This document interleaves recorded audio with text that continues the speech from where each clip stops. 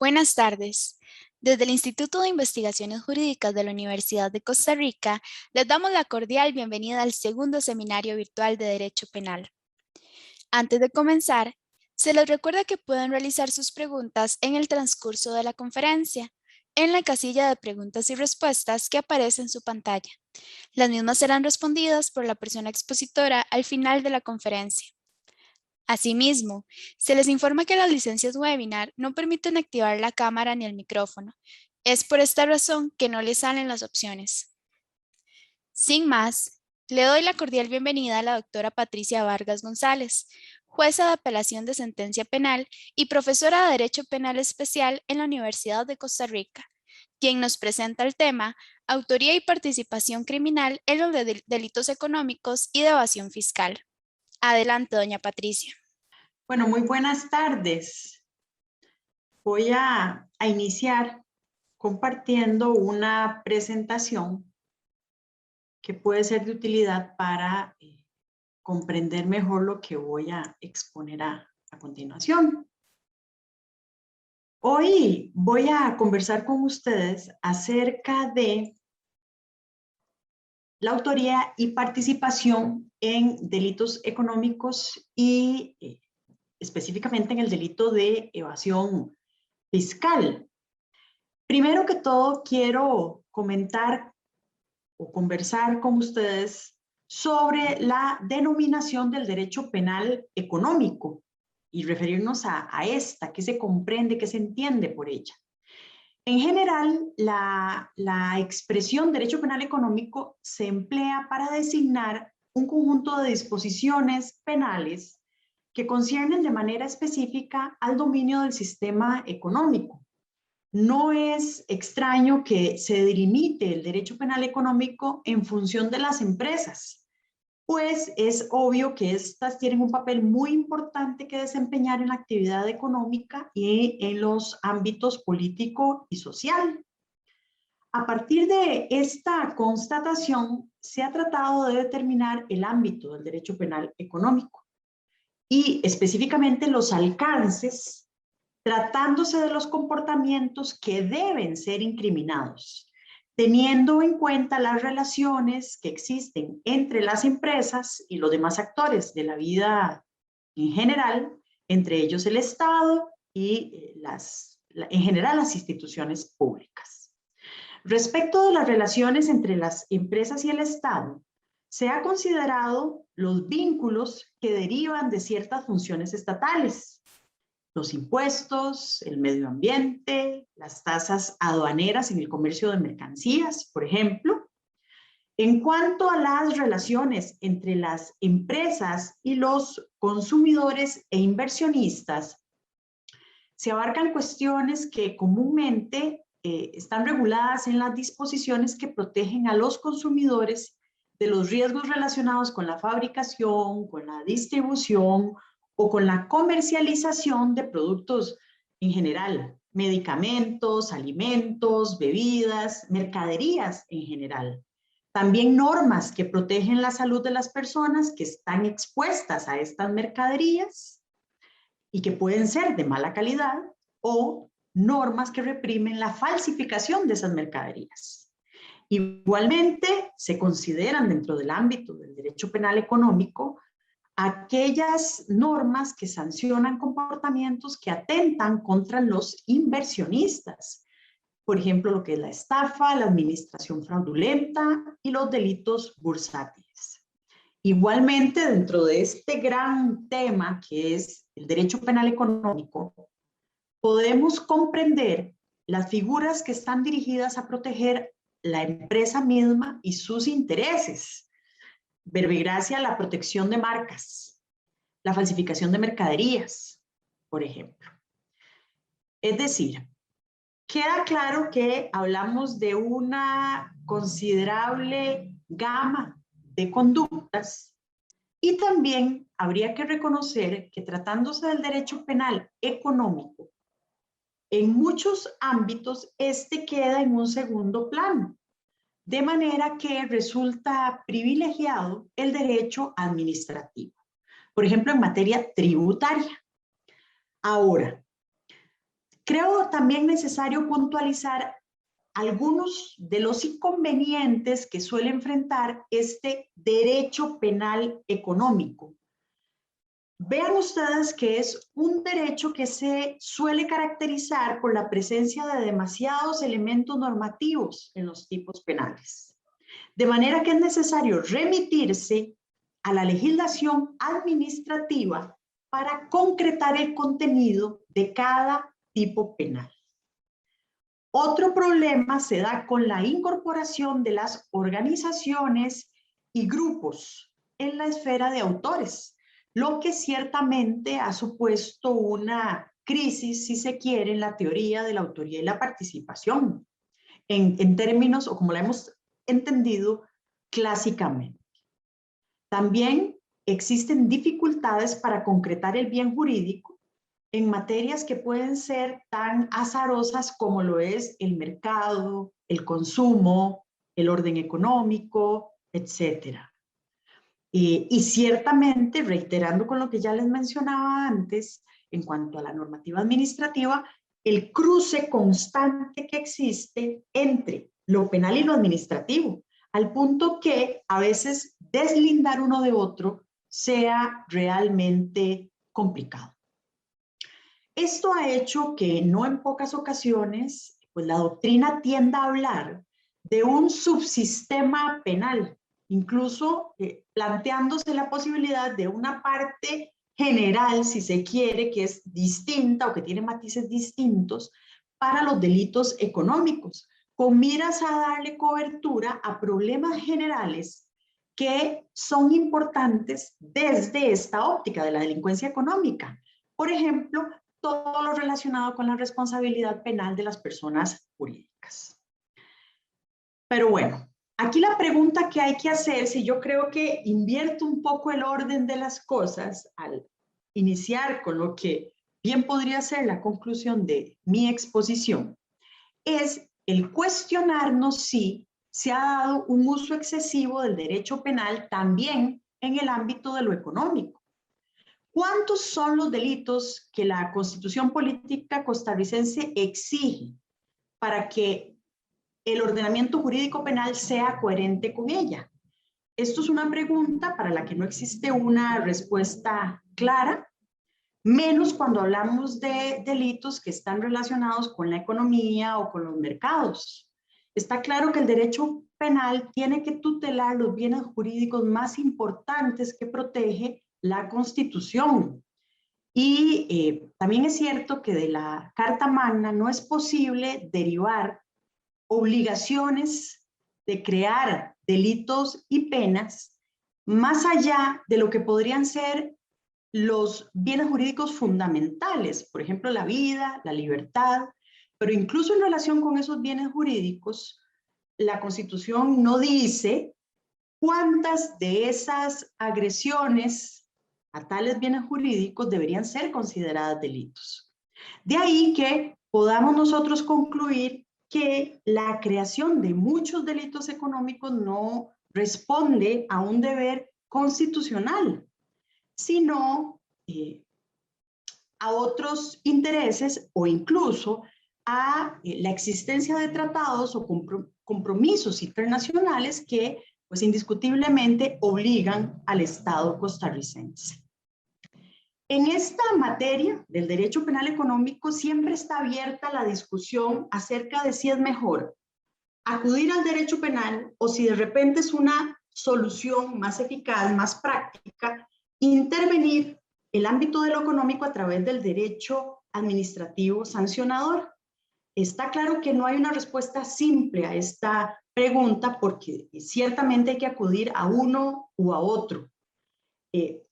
Lo que es claro es que esta necesidad de diferenciar entre ambos y el tener presente que es dentro del ámbito del derecho administrativo que se ubica el sistema preventivo, dentro del derecho administrativo e incluso dentro del derecho comercial, podríamos agregar, esta situación que es tan elemental no siempre ha sido considerada, no siempre ha sido respetada.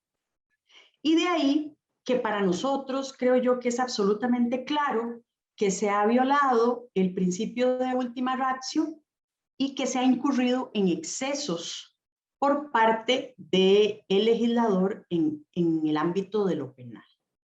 De manera que vamos a concluir en como una idea general, afirmando que los delitos económicos son, salvo algunas concretas,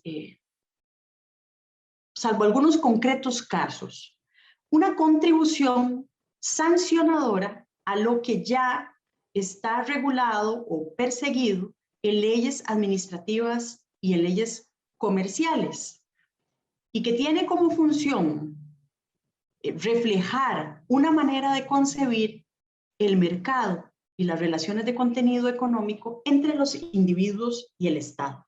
Si lo que se quiere es que el derecho penal tenga alguna utilidad interviniendo el mercado o otros ámbitos de la actividad económica, lo primero que hay que hacer es utilizarlo lo menos posible. Y creo yo que hoy por hoy ese no es el caso. Muy bien.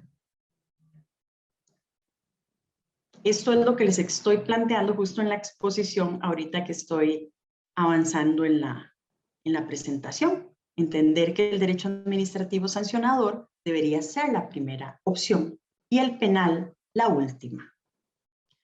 Muy bien. Entrando en el ámbito de la autoría y la participación. Lo primero entonces que vamos a decir, que ya lo adelanté, es que cuando hablamos de delitos económicos estamos refiriéndonos a una cantidad muy grande de delitos y que no todos comparten sus características. Hay una gran mayoría de esos delitos, como sucede en general con la gran mayoría de delitos que están contenidos en el Código Penal y en leyes especiales, que son delitos de dominio, entendiendo estos como delitos generales, comunes, que se van a definir negativamente. ¿A qué me refiero con esto? Bueno, no son delitos especiales propios, no son delitos de propia mano o delitos de omisión, porque estos tienen características particulares. Esta diferenciación entre delitos de dominio o delitos comunes y otros delitos, estos que ya les mencioné, especiales propios o impropios, de propia mano o de omisión, es importante al hablar de la autoría y la participación.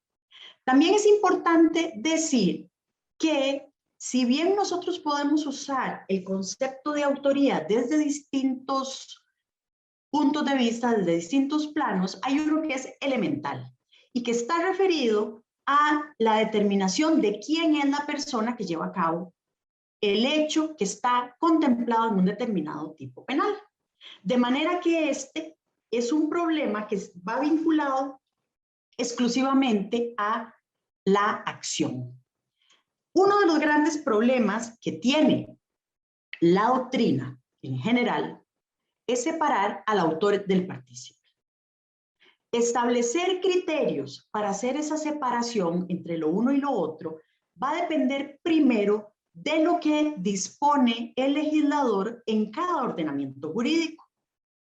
¿Por qué? Porque no existe un concepto uniforme, único de autor, sino que, de nuevo, tenemos que atenernos o considerar lo que dice la normativa específica en cada ordenamiento jurídico.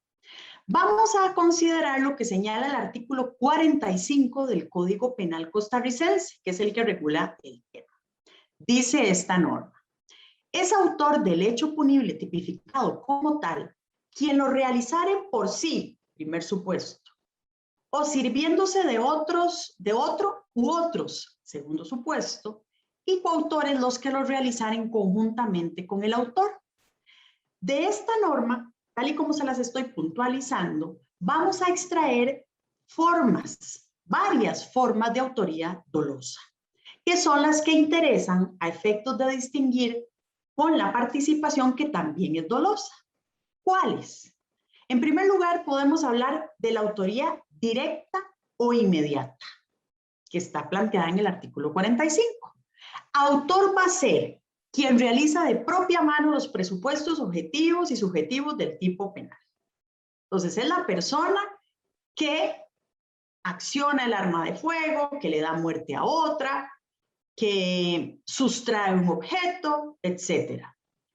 Estamos hablando de alguien que incluso podría realizar el hecho valiéndose de un instrumento. En el caso que les mencionaba, de accionar el arma de fuego, un homicidio, bueno, ¿quién usa el arma? El arma es un instrumento, pero es que también esta persona podría usar a otra a modo de objeto. Entonces yo, que quiero causar unos daños, por ejemplo, tomo a alguien y lo lanzo contra una vidriera, es un caso clásico de doctrina, un ejemplo clásico de doctrina, y quiebro el vidrio, causando unos daños.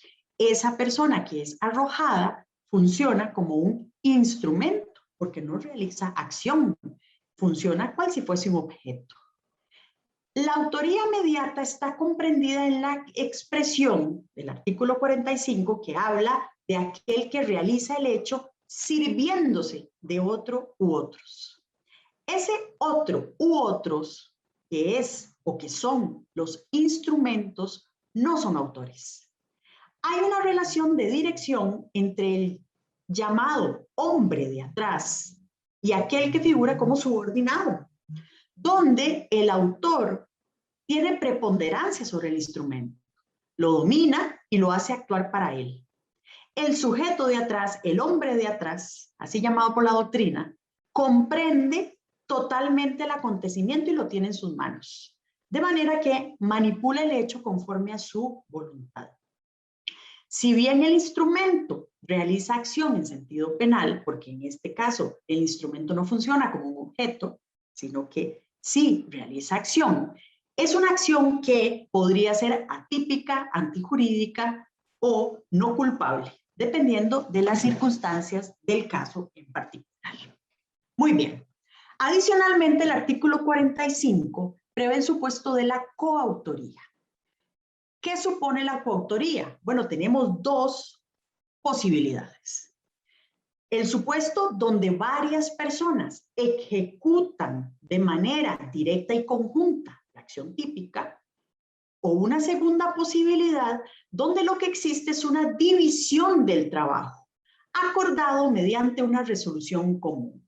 En este caso, donde existe un plan común sobre el que se apoya el principio de imputación, vamos a entender que la actuación de cada uno de los coautores se imputa o se atribuye a los demás. Adicionalmente, nuestro Código Penal prevé la figura de los instigadores en el artículo 46 y en el artículo 47 la de los cómplices, que son dos normas importantes en este caso para efectos de lo que les diré de seguido. El artículo 46 nos dice que el instigador es quien intencionalmente determina a otro a cometer el hecho punible. El artículo 47 me dice que es un cómplice aquel que presta al autor o autores cualquier auxilio o cooperación para la realización del hecho punible. La separación entre autores, permítanme un segundo, quiero mover esta presentación. Muy bien. La separación entre el autor y el partícipe es un tema de carácter normativo.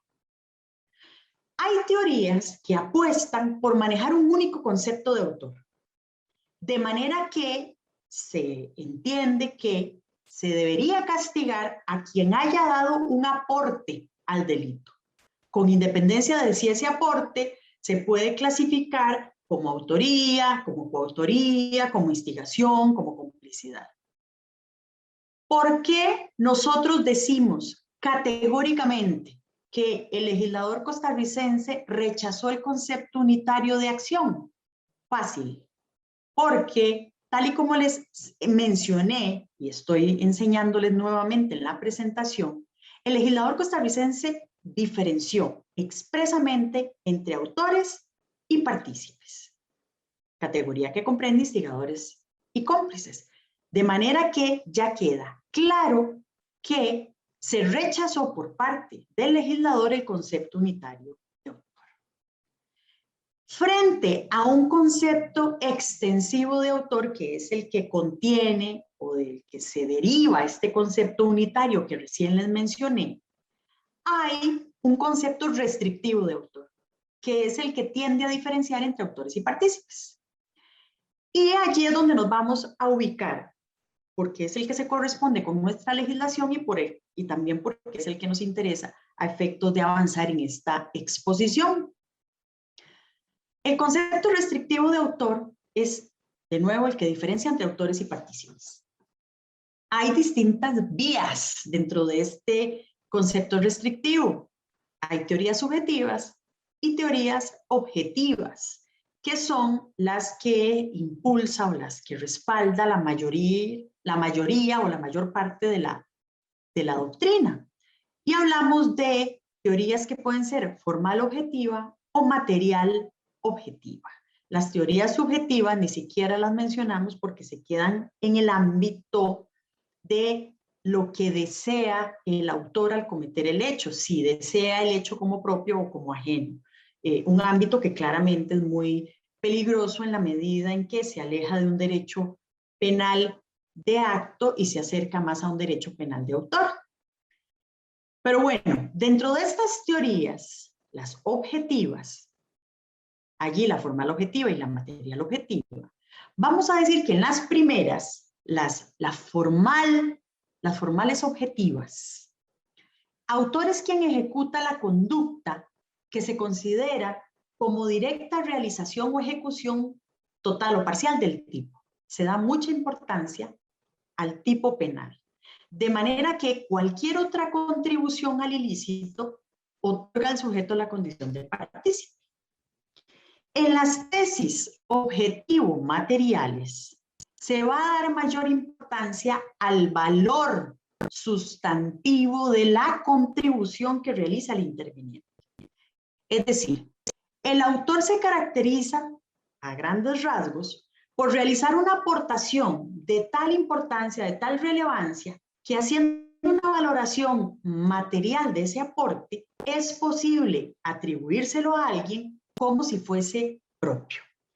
Estas teorías, en general, reciben la consideración de objetivas porque recurren a criterios objetivos que son distintos a la actitud interna del sujeto frente a su contribución al hecho, como pasa en las subjetivas, según ya les mencioné. La teoría del dominio del hecho, que no dudo sea muy conocida por todos ustedes, va a caracterizar al autor, en términos generales, como aquel que domina el hecho delictivo, el que con su actuación, y allí se los indico en la presentación, decide el sí y el cómo de la producción del delito y dirige el proceso que desemboca en esa producción. La teoría del dominio del hecho es, en principio, material objetiva. Como teoría objetiva, la teoría del dominio del hecho toma el dominio efectivo del hecho para definir la autoría. Esto en lo objetivo. Como teoría material va a considerar como autoría formas de dominio, incluso espiritual del hecho, sin considerar una inmediata contribución a la realización del tipo. Avanzo aquí. En lo objetivo, el dominio del hecho consiste en tener en las manos el curso del acontecimiento típico, determinar si el hecho tendrá lugar, si lo deja seguir adelante o si lo detiene. De manera que estamos hablando de un dominio que puede ser positivo o negativo respectivamente. El dominio también va a requerir, tratándose de esta teoría, un elemento subjetivo. El autor el coautor o el autor mediato, requiere la voluntad de dominio. Requiere ser la figura central del hecho, la voluntad de serlo. El dominio del hecho no sería una característica general de la autoría, sino un criterio delimitador de la misma, en la medida en que esto se aplique a delitos dolosos de comisión o delitos comunes. En estos, el dominio podría presentar de tres formas, en función de las diferentes clases de autoría. Aquí se los menciono, vean en la presentación. Les digo que el dominio del hecho no es un concepto fijo, cerrado o ajeno a las particularidades del caso concreto, sino que este tiene que ser analizado.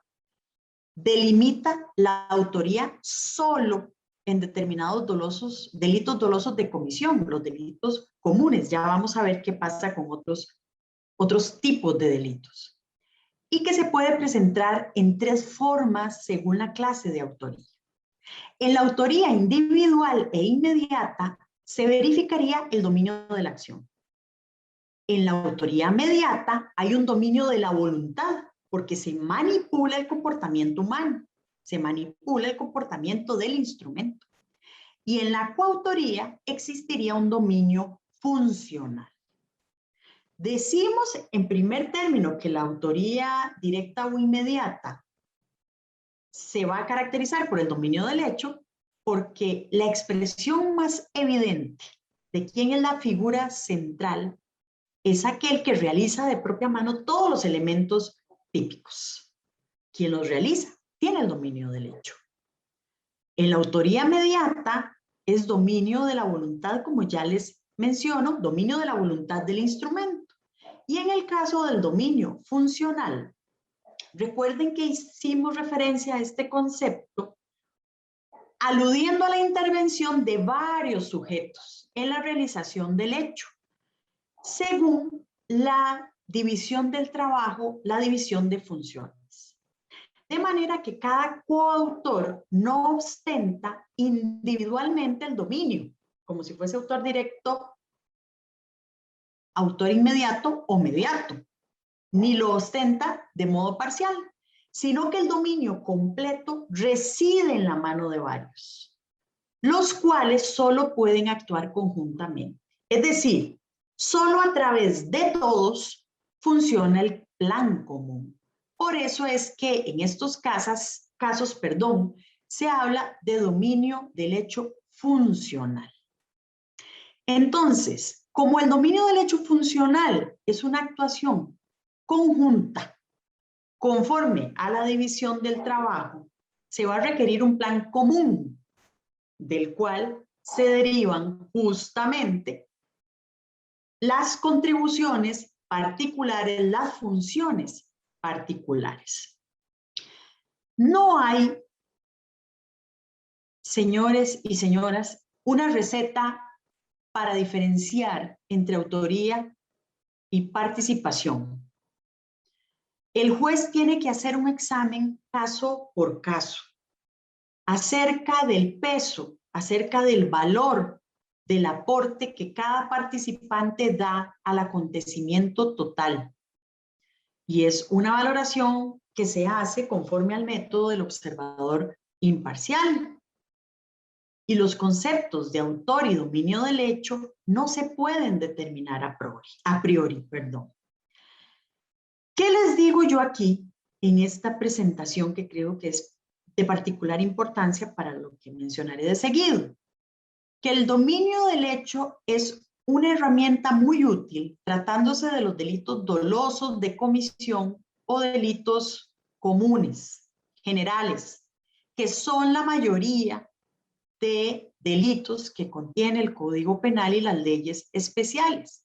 Sin embargo, en los delitos de propia mano, de omisión propia o impropia, o especiales propios, para distinguir entre autoría y participación, hay que acudir a más criterios que al simple dominio del hecho. ¿Por qué? Porque autor no será solo aquel que realiza el tipo penal por sí, sino que será aquel que tiene la cualidad requerida en el tipo penal. Esto es muy importante. Entonces, por ejemplo, en el peculado, la condición de funcionario público. El dominio del hecho como elemento de la autoría solamente es aplicable a los delitos de dominio o delitos generales o comunes, que son la mayoría, porque tratándose de estos, la teoría del dominio del hecho parte de que el autor en sentido estricto no es otro que el descrito en el tipo penal. Pero ya, repito, en estos otros supuestos, las circunstancias cambian y hay que hacer una valoración adicional. En cuanto al tema de la participación, complicidad e instigación, en el caso de la legislación costarricense, vamos a señalar que para la teoría monista, que es la que sigue la doctrina costarricense, el delito es solo uno, aunque haya sido cometido por una pluralidad de personas. Aquí es donde entra en juego el concepto de accesoriedad de la participación, que se traduce en una relación de dependencia de las conductas de participación respecto de un hecho principal. En otras palabras, no se puede concebir actos de participación si no existe un delito principal, porque se entiende que participar es tomar parte en el delito de otro. La accesoriedad en estos casos es limitada. ¿Por qué? Porque la punibilidad de la participación depende de la existencia de una acción típica y antijurídica de parte del autor. Instigación y complicidad son formas de extensión de la punibilidad porque se atribuye responsabilidad a quienes no realizaron personalmente el hecho punible. Vamos a ver aquí. Brevemente, para que entendamos cuál es el punto de partida, tanto de la instigación como de la complicidad, pues tener presente que ambas son dolosas. La instigación, como la complicidad, son en sí mismas delitos de resultado. ¿Por qué? Porque tienen que producir la resolución de cometer el delito en otra persona, ese es el primer resultado, y por otro lado, esa resolución se produce en un delito, se produce o se materializa en la ejecución de un delito por parte del autor principal. Ese sería el segundo resultado. El dolo del instigador debe abarcar los elementos del tipo objetivo y debe abarcar ambos resultados, es decir, el acto de determinación y el hecho que hará el autor una vez que ha sido determinado. Con la complicidad sucede lo mismo. La complicidad es dolosa y el auxilio o cooperación es para un hecho punible, lo que nos permite de plano descartar una forma culposa de complicidad. Igualmente, la complicidad requiere un doble dolo, uno dirigido a la realización de la acción de ayuda o cooperación que realiza el cómplice o partícipe y otro dirigido a la lesión del bien jurídico por parte del autor principal. De manera que el cómplice debe saber del carácter causal que tiene su conducta para la lesión al bien jurídico y también debe tener el dolo con relación a la consumación del hecho principal. Aclarado este panorama general, podemos considerar qué es lo que pasa en los delitos económicos o patrimoniales que se cometen en el marco de la actividad empresarial. Bueno, ya dijimos que no podemos hablar de delitos económicos como si fuesen solo vamos a ver, como si compartiesen características. Teniendo eso claro, diremos que, en general, tratándose de delitos cometidos en el marco de la actividad empresarial, normalmente se sabe que se ha cometido la conducta y se sabe que es una conducta típica.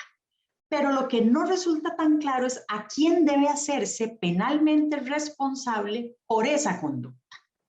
Esto se debe a que la empresa es una organización muy compleja y no es de extrañar que en sus procedimientos se involucren distintas conductas y distintas responsabilidades. La primera pregunta que les hago en la presentación es: ¿quién responde penal e individualmente de un delito cometido en una empresa en el marco de la actividad empresarial? La respuesta inicial es obvia y es sencilla.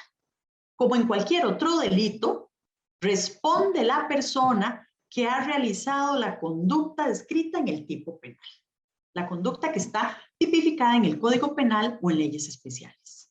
Por ejemplo, el directivo que ordenó que se abriera una compuerta por la cual se lanza un vertido contaminante en un río, o el empresario que sobornó a un diputado.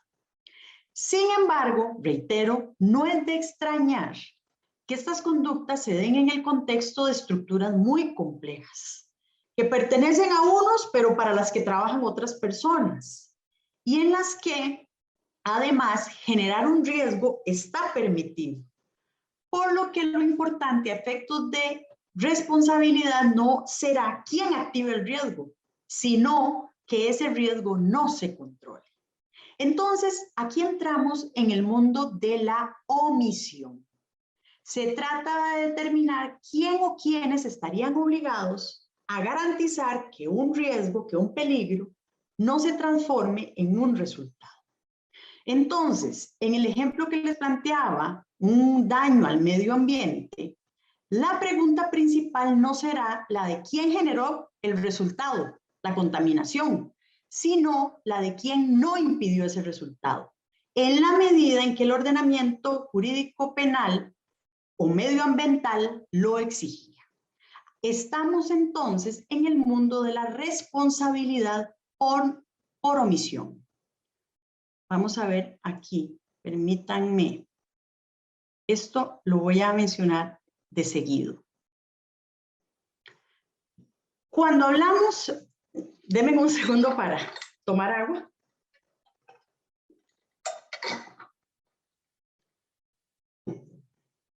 Bueno, les decía que entonces estamos en el mundo de la responsabilidad penal por omisión y que para distinguir entre autor y partícipe en los delitos de omisión, sea omisión propia o omisión impropia, es esencial la posición de garante. Es lo que les expongo en esta imagen. Si alguno debe y puede evitar el resultado a causa de esa posición de garante y no lo evita, su omisión de actuar da lugar a la autoría, aunque haya situaciones donde pueda haber instigación o complicidad. Los delitos de omisión son delitos de obligación. No cualquier omitente puede ser autor, sino solo los que tienen o el que tiene la obligación concreta de evitar el resultado descrito en el tipo penal. En los delitos de omisión, el elemento del tipo define al autor, define quién es el obligado, que es el único elemento con el que se construye la autoría. No se los menciono aquí por ser también un concepto elemental que yo espero que todos ustedes recuerden de sus clases en la Facultad de Derecho o cuando cursaron Derecho Penal General, y que tiene que ver con la posición de garante y la comisión por omisión, que es la que está contemplada en el artículo 18 del Código Penal, en cuanto a lo que sucede con aquel que tiene la obligación de evitar un resultado y no lo evita, pues ese resultado se le atribuye a título de acción, como si hubiese cometido el hecho típico. Las fuentes de la posición de garante, en el caso del ordenamiento jurídico costarricense, no están precisadas por ley.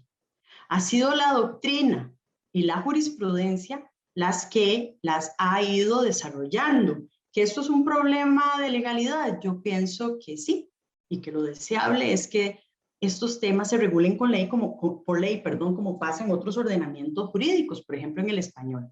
Pero lo cierto es que en el nuestro no existe esta regulación.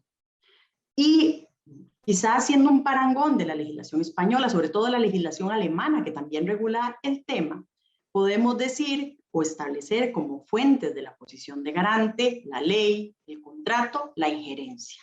Vemos que son tres muy elementales y que han sido pacíficamente admitidas por la jurisprudencia.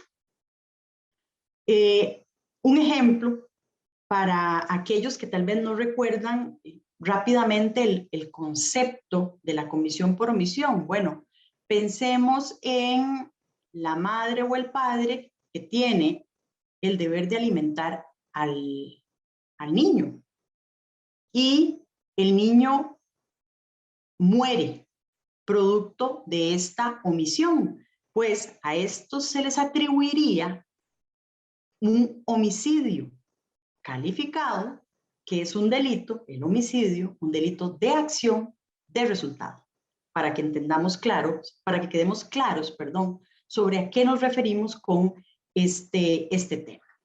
Muy bien. Entonces, les decía que en los delitos de omisión, para distinguir entre autor y partícipe, es esencial que nosotros consideremos la posición de garante. Es vital.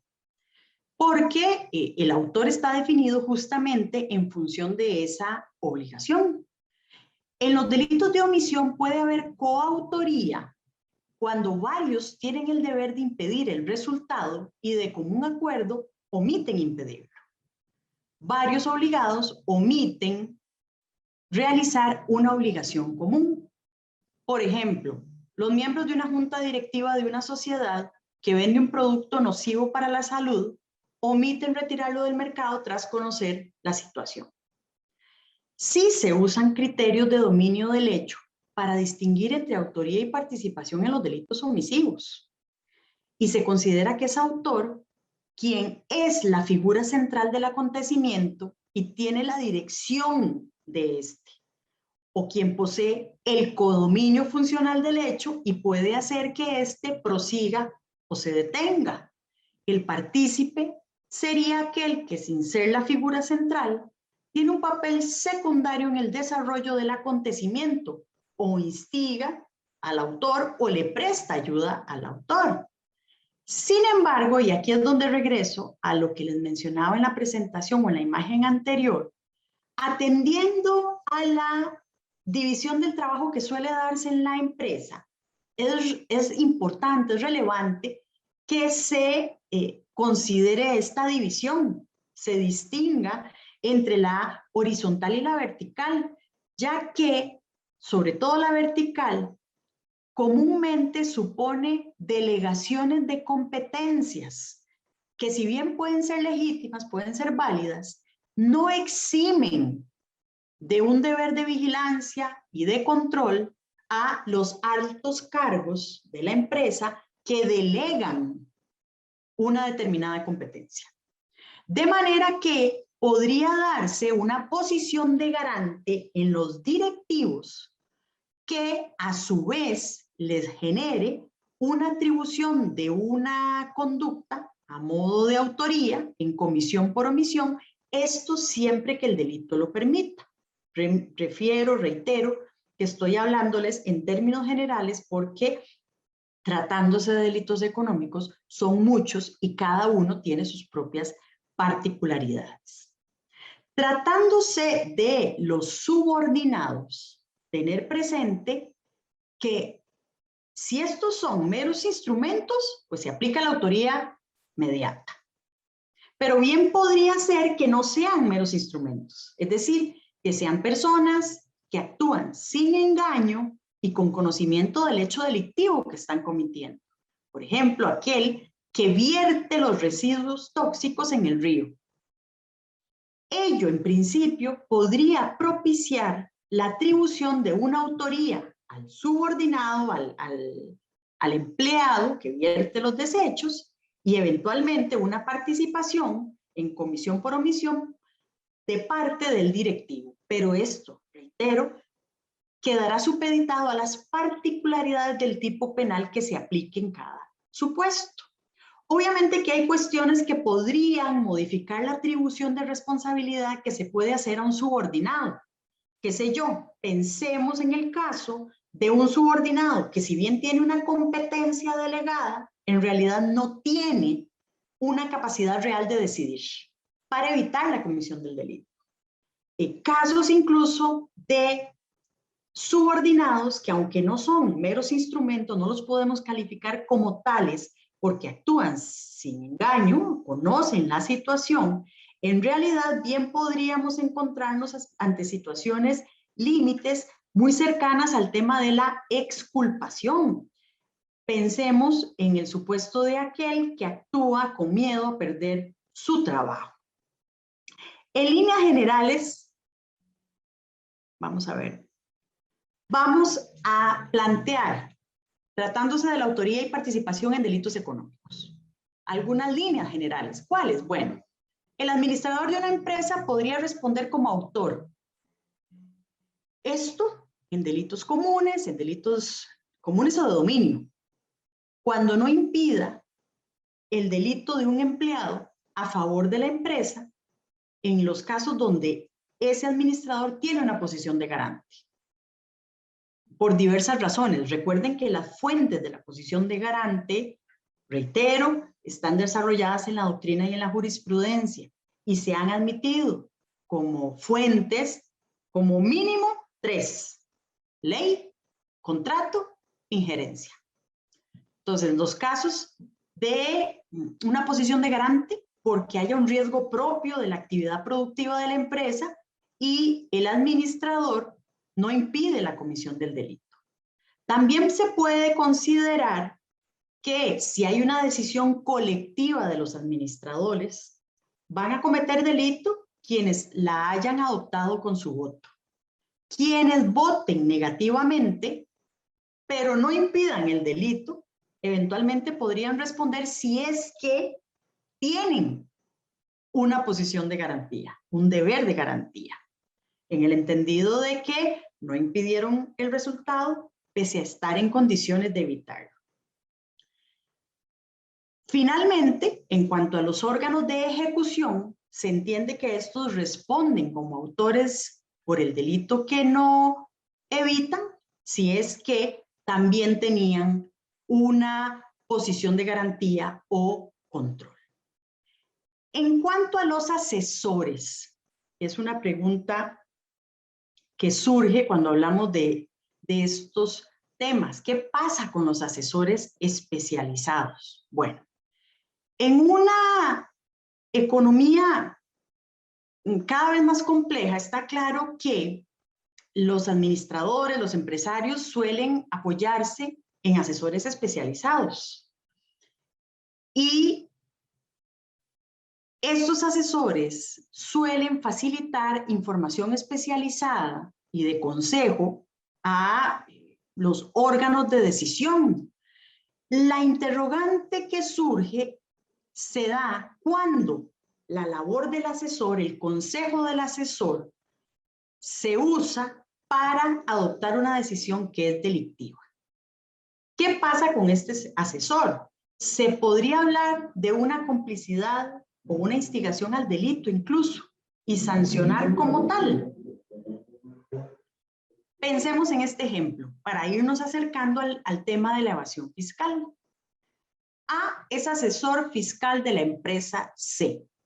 Informa al administrador de la misma cómo debería tributar conforme al impuesto de sociedades. Le informa cómo pagar menos con una interpretación discutible de las normas tributarias. Le informa cuál debería ser la estrategia con facturas falsas y empresas interpuestas para defraudar a Hacienda, a tributación. El administrador opta por hacer lo que le sugiere o lo que le recomienda a el asesor fiscal. En general, la doctrina ha reflexionado acerca de si en determinados contextos que son muy especializados y que son ajenos a la formación que tienen los órganos de decisión, este rol del técnico en un momento determinado se convierte en el de un decisor, es decir, de asesor pasa a decisor. ¿Por qué? Pues pensando que en muchos casos es él el que tiene el monopolio de la información, no son datos que se puedan transmitir fácilmente y no existe un control real posterior tras la emisión de este dictamen, de manera que este asesor termina adquiriendo el dominio de los acontecimientos. En estos casos, en realidad, se va a entender que existe una responsabilidad en los términos que vamos a plantear de seguido, donde se delega en él al punto que prácticamente el acto ejecutivo lo toma el asesor. Es cierto que hay una responsabilidad, pero esta quedaría supeditada a que el tipo penal sea de dominio, un tipo penal general, común, y no un tipo especial propio.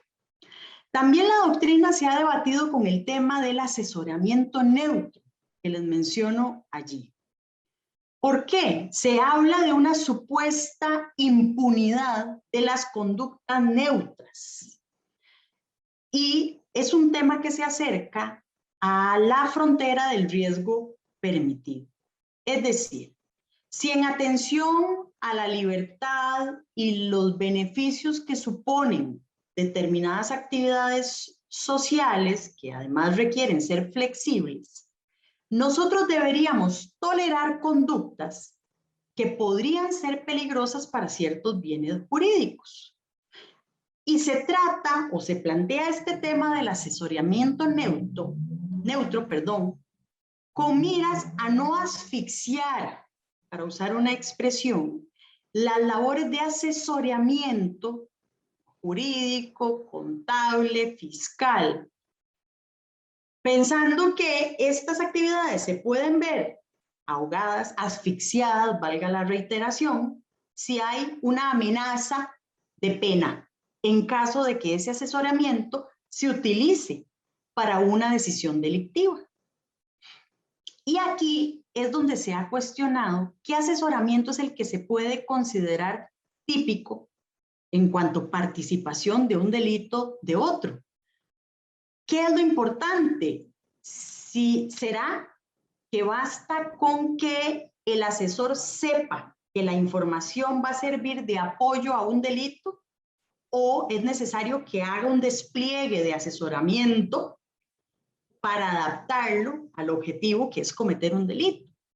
En cuanto a esto, ha existido diferentes líneas. Por ejemplo, Roxin da la idea que para que haya responsabilidad en el asesor, una responsabilidad que es como partícipe, quedemos claros en esto, él tiene que saber con seguridad que la información que da, que el aporte que da, va a ser usado en la comisión de un delito. Es decir, él sabe que la contribución es importante para el plan delictivo del autor y en esa medida sería partícipe del delito de otro.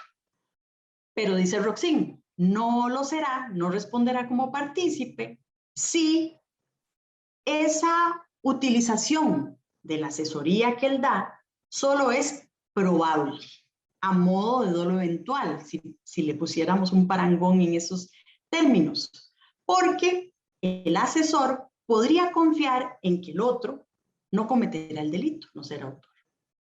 Otros autores creen que es necesario que la asesoría se adapte al proyecto delictivo, claramente, que tiene que haber un conocimiento del destino que se va a dar a esa información.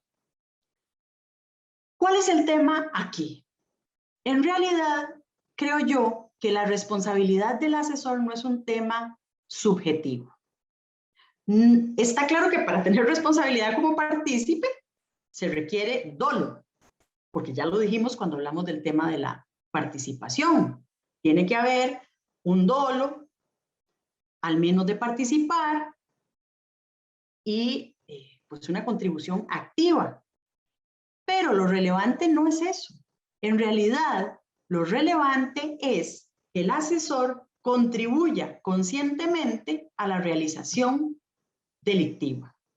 No basta o no es necesario que nos desgastemos con el tema del asesoramiento neutro para tratar de darle, si se quiere, excusas a los asesores contables, fiscales, a los abogados, que a la postre a lo que conduce es a generar impunidad en quienes son los que han diseñado una estructura que posibilita la comisión del delito. No, simplemente el asesor responderá por aquello que hace. Y si hace una contribución al delito y si se dan los presupuestos de la participación que ya mencionamos, será responsable como partícipe. Pensar que el asesor está justificado porque él podría suponer que la persona asesorada o aconsejada no va a cometer el delito, por ejemplo, también produce o lleva a negar importancia al error de tipo o al error de prohibición que eventualmente podrían alegar las personas asesoradas, los directivos de una empresa, por ejemplo, que bien pudieron solicitar a sus asesores obtener un beneficio sin incurrir en responsabilidad penal, confiando en que van a desarrollar una actuación correcta. Es decir, cuando hablamos del principio de confianza, no es el asesor el que lo puede invocar, tal y como se los planteaba antes, sino quien confía en que estas personas que tienen conocimientos especiales y capacidades especiales los están asesorando debidamente. Muy bien, voy a tratar de avanzar un poquito más porque temo que me estoy extendiendo con el tiempo. Espero que me tengan un poquito de paciencia. Ya vamos a pasar al tema de la evasión fiscal, que es el tipo penal específico que quería comentarles para ir aterrizando los conceptos que vimos. ¿Qué pasa con la evasión fiscal? Vamos a analizar brevemente el artículo 92 del Código de Normas y Procedimientos Tributarios, que habla del fraude a la hacienda pública. Es un tipo muy extenso, pero me interesa este primer párrafo. Dice el que, por acción u omisión, defraude a la hacienda pública, con el propósito de obtener, para sí o para un tercero, un beneficio patrimonial, evadiendo el pago de tributos, cantidades retenidas o que se hayan debido retener, o ingresos a cuenta de retribuciones en especie. Hasta aquí, porque de seguido ya se plantean otras modalidades de comisión de fraude a la hacienda pública que no son, en estricto sentido, la evasión fiscal. Por eso me limito hasta ahí. También es importante lo que se dice en este primer inciso. Para los efectos de lo dispuesto en el párrafo anterior debe entenderse que el monto de 500 salarios base se considerará condición objetiva de punibilidad. Ahí les dejo la norma para que después ustedes la lean con más detalle. ¿Cuál es la conducta típica? Defraudar a la hacienda pública. Y esto se puede hacer tanto por acción como por omisión, siguiendo alguna de las modalidades que contiene este primer párrafo. Nos interesa, repito, la primera. Evadir el pago de tributos, cantidades retenidas o que se hayan debido retener o ingresos a cuenta de retribuciones en especie. ¿Qué es importante tener presente en esta norma? Lo primero es que del contexto de los hechos se debe deducir la actitud defraudatoria que constituye la esencia de este delito. Por eso es que se usa la palabra defraudar, véanlo aquí, el que por acción u omisión defraude. No constituye entonces este delito el mero olvido, la omisión de datos tributarios que responde a un desorden contable o al desconocimiento de los deberes fiscales. que en todo caso un error de ese tipo pues podría responder a una culpa, y el artículo 92 mencionado es un tipo penal doloso, que no tiene una versión culposa.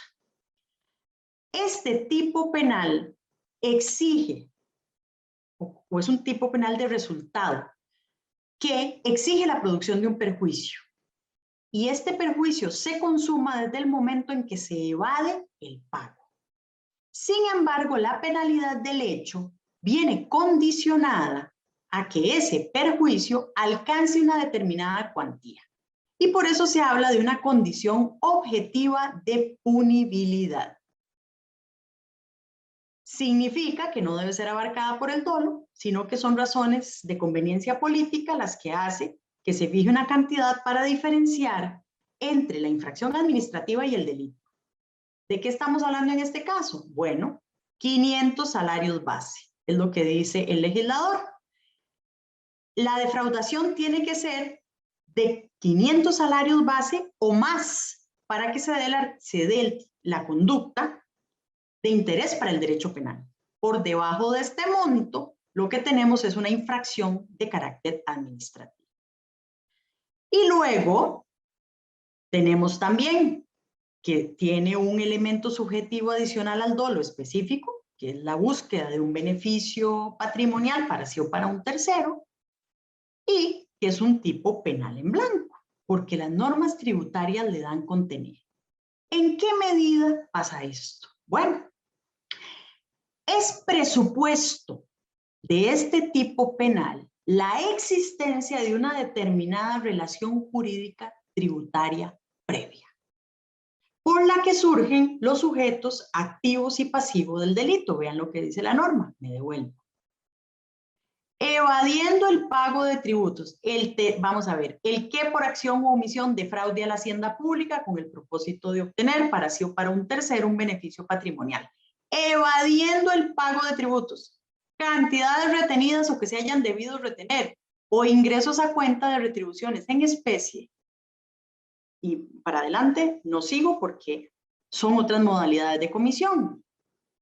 ¿Qué estamos diciendo ahí? Bueno, la existencia del fraude a la hacienda pública parte de la presencia de una relación jurídica tributaria previa entre la administración tributaria y alguien que es el obligado tributario.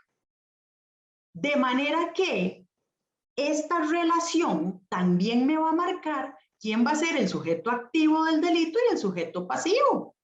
El sujeto activo de este delito, aunque es el pasivo de la relación tributaria, es el obligado tributario.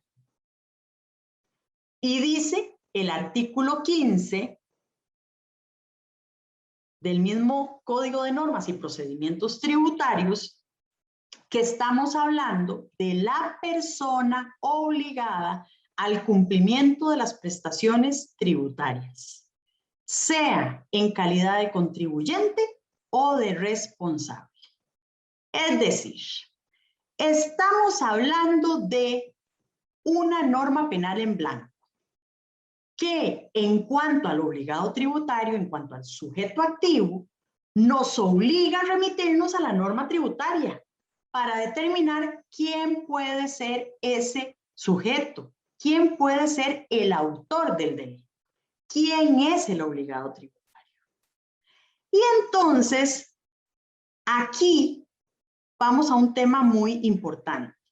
En cuanto a la presentación, yo les voy a dejar aquí la indicación, bueno, en la presentación está la definición de lo que se entiende por tributos en general, prestaciones de dinero, impuestos, tasas y contribuciones que el Estado, en ejercicio de su poder de imperio, exige con el objeto de obtener recursos para el cumplimiento de sus fines. También les incluyo la definición de impuesto, de tasa, de contribución especial, de las cantidades retenidas o que se hayan debido retener y los ingresos a cuenta de retribuciones en especie, que son todos elementos que contiene este artículo 92 y que deben ser entendidos desde la legislación tributaria. No me voy a detener en esos conceptos porque no son importantes para esta exposición, pero sí se los dejo allí para que ustedes puedan conocerlos y saber a qué se refiere el legislador cuando nos habla de tributos, entendidos dentro de estos, impuesto, tasa y contribución especial, de cantidades retenidas o que se hayan debido retener y de ingresos a cuenta de retribuciones en especie. ¿Qué es lo que sí es muy importante para efectos de lo que estamos hablando? ¿Qué es la autoría y la participación? Bueno, ya les dije que para establecer quién es el sujeto activo del delito tenemos que analizar la normativa tributaria. Y partiendo de esta relación particular que sustenta, de esta relación tributaria, de esta relación tributaria y de la definición de quién es el obligado tributario, se ha generado toda una discusión acerca de si nosotros vamos a decir que ese artículo 92 es un delito especial propio o un delito común. ¿Por qué? Les repito, porque dependiendo de uno o de otro, cambian los conceptos de autoría y participación. En el delito común se aplica, recuerden, la teoría del dominio del hecho en toda su extensión. Pero ¿qué pasa con el delito especial propio? Bueno, el delito especial propio se caracteriza porque el sujeto activo tiene una cualidad particular. ¿Y por qué se dice que es especial propio? Bueno, porque no tiene un correlativo, digámoslo así, en la legislación ordinaria que se le pueda aplicar a aquellas personas que no tienen esa condición especial. Entonces, cuando hablamos del obligado tributario como el sujeto activo, la pregunta es, ¿este artículo 92 es un delito especial propio o un delito común? Bueno, algunos entienden que es un delito especial propio. En general, la doctrina se decanta por esta posición, afirmando que solo puede ser ejecutado por las personas que tienen determinadas cualidades subjetivas. En este caso, ¿quién? El obligado tributario. Es decir, solo puede ser autor quien, de acuerdo con el tipo penal, tiene una obligación especial. En este caso, ¿cuál es esa obligación? La obligación tributaria. Y en general, esto es lo que caracteriza a los delitos especiales propios. Solo será autor quien tiene esa obligación, que por lo general procede del campo extra penal. Y lo relevante para determinar la autoría es esa obligación, con independencia de los otros aspectos. Por ejemplo, con independencia del dominio del hecho. Entonces, en el peculado, la calidad de funcionario público es requisito para ser autor. Quien no tenga esa calidad podrá ser instigador o cómplice, pero no autor, ni coautor, ni autor mediato. Partiendo de la tesis que tiende el fraude fiscal como un delito especial propio, cabría la participación a título de instigadores o cómplices de los asesores fiscales, de quienes elaboran facturas falsas, de los testaferros, es decir, de aquellos que hayan contribuido al fraude fiscal o lo hayan instigado, siempre que se den, lógicamente, los presupuestos objetivos y subjetivos de la forma de participación respectiva. Y esto puede tener importancia a nivel penológico. ¿Por qué? Porque el artículo 74 del Código Penal prevé una pena que podría disminuirse, no es que siempre se disminuirá o que existe una obligación en ese sentido, sino que podría el juez disminuir en caso de complicidad. Ahora, el artículo 49 del Código Penal prevé que las calidades personales constitutivas de la infracción son imputables también a los partícipes que no las posean si eran conocidos por ellos. De manera que en un delito especial propio serán partícipes del delito aquellos que no posean esa calidad, pero que sí las conozcan. Es decir, en el caso del peculado, una persona colabora con un funcionario público para cometer pues esta persona, pese a no ser funcionario público, puede ser cómplice de peculado por comunicabilidad de las circunstancias. ¿Qué es lo que tenemos también que agregar en cuanto a esto? Tratándose de esta norma específica del fraude a la hacienda pública.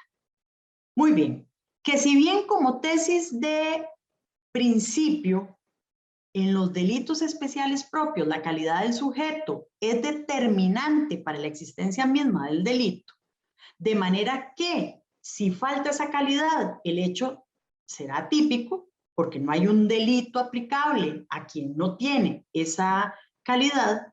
Tratándose del fraude a la hacienda pública, es factible atribuir responsabilidad al representante de la persona jurídica, pese a que en estricto sentido puede ser la persona jurídica y no ese sujeto el obligado, ya que el Código de Normas y Procedimientos Tributarios en el artículo 20 prevé la posibilidad de ampliar ese ámbito de obligados en esta norma. Vean lo que dice el artículo 20. Obligados por deuda ajena. Son responsables las personas obligadas por deuda tributaria ajena, o sea, que sin tener el carácter de contribuyentes deben, por disposición expresa de ley, contribuir con las obligaciones correspondientes de estos. Esto dice el Código de Normas y Procedimientos Tributarios. Luego en el artículo 21 dice, obligaciones, están obligados a pagar los tributos al fisco y da la lista de estos obligados tributarios.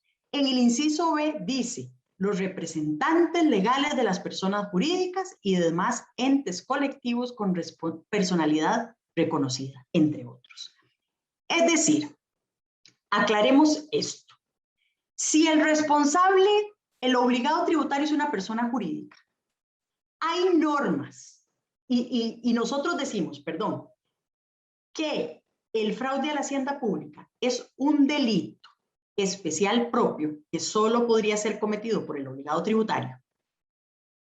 Nosotros, pese a que el obligado tributario en estricto sentido es la persona jurídica, tenemos normas en el Código de Normas y Procedimientos Tributarios, valga la redundancia, que incluye también a los representantes de la persona jurídica. De manera que esos representantes también son obligados tributarios y por ende pueden ser autores de este delito. Para terminar de ajustar, el artículo 67 del mismo Código de Normas y Procedimientos Tributarios dice expresamente responsabilidad en persona jurídica. Los representantes, apoderados, directores, agentes, funcionarios o empleados de la persona jurídica serán responsables por las acciones u omisiones establecidas en la presente ley. Tal responsabilidad no se presume y por tanto está sujeta a demostración. Obviamente no se trata de una presunción, sino que tendría que demostrarse.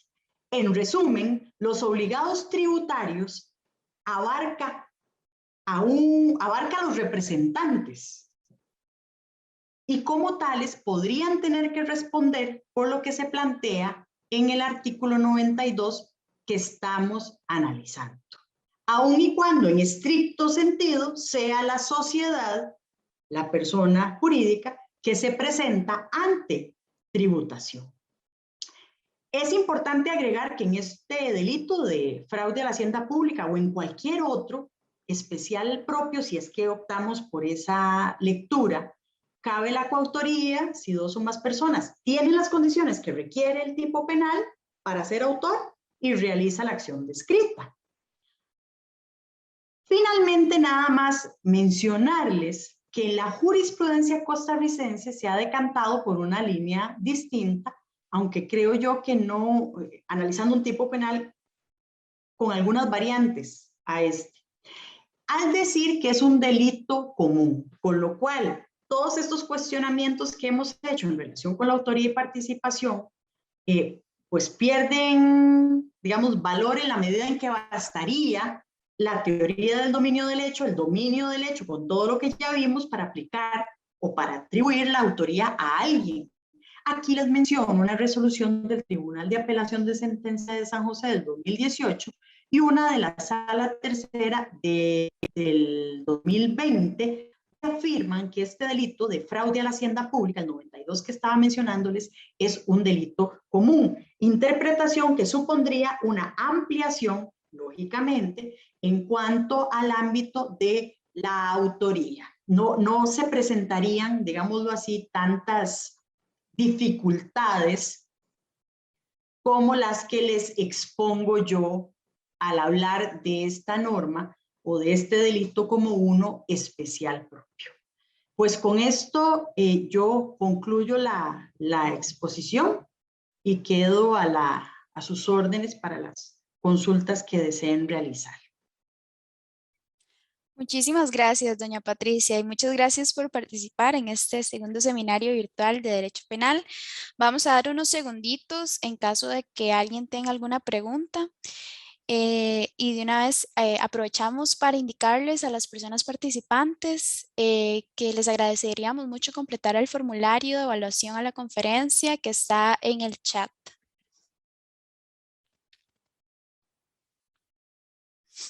Bueno, parece que no hay preguntas por el momento. En caso de llegar alguna pregunta, se la haríamos llegar por correo electrónico y le agradeceríamos mucho que la pudiera contestar. Entonces, le doy un momento para que pueda dar unas palabras finales. No, agradecerles a ustedes la paciencia, bueno, el interés por involucrarse en estas jornadas y la paciencia que me han tenido al escucharme durante un lapso importante. Es un tema árido, es un tema complejo y espero haberles transmitido las ideas de una manera amigable, considerando que estamos valiéndonos de este tipo de tecnología y pues quedo a sus órdenes para contestarles sea aquí o por escrito cualquier duda que tengan. Eso sería todo. Buenas noches. Listo, muchísimas gracias, doctora. Y les agradecemos a todas las personas que asistieron a esta conferencia del segundo seminario virtual de Derecho Penal. Gracias nuevamente a la doctora Patricia Vargas por la valiosa exposición y los esperamos el próximo martes 2 de noviembre a las 5 p.m. con la conferencia La autoría mediata por dominio de estructuras organizadas de poder debe aplicarse a los delitos funcionales más comunes y a la criminalidad organizada, a cargo del doctor Gustavo Chang Mora. Que tengan muy buenas noches.